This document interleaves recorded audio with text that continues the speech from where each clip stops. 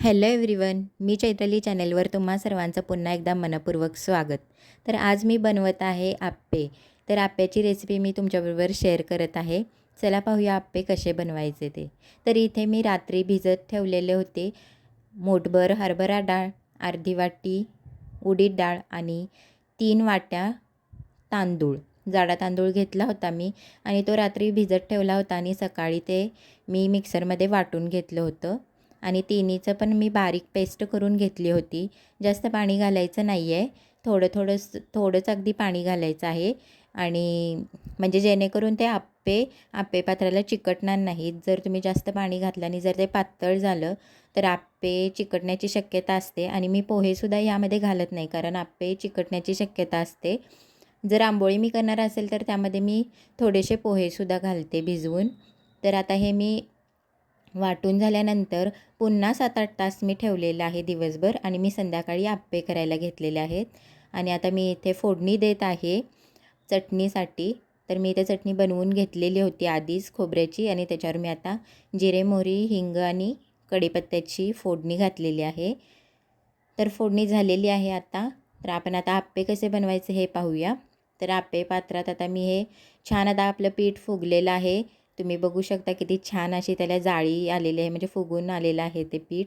आणि जास्त पण ऊन नव्हतं आणि जास्त पण थंडी नव्हती, असं मीडियम वातावरण असल्यामुळं ते जास्त आंबटसुद्धा झालं नव्हतं पीठ, अगदी छान झालं होतं. त्याच्यात मी थोडंसं मीठ घालणार आहे. आणि तुम्हाला जर वाटत असेल तर तुम्ही थोडासा सोडासुद्धा घालू शकता. आता मी हे मीठ घालून व्यवस्थित छान असं हलवते, मिक्स करून घेते मीठ त्यामध्ये. आणि आता आपल्याला आप्पे पात्रात थोडंसं तेल घालून आप्पे पात्र आधी गरम करून घ्यायचं आहे. आता मी पटपट सगळे आप्पे घालून घेते. ते बॅटर सगळ्या पात्रात घालून घेते आणि आपल्याला झाकून 1-2 ते 3 मिनटं ठेवायचं आहे. आणि पुन्हा आपल्याला पलटायचे आहेत ते आप्पे.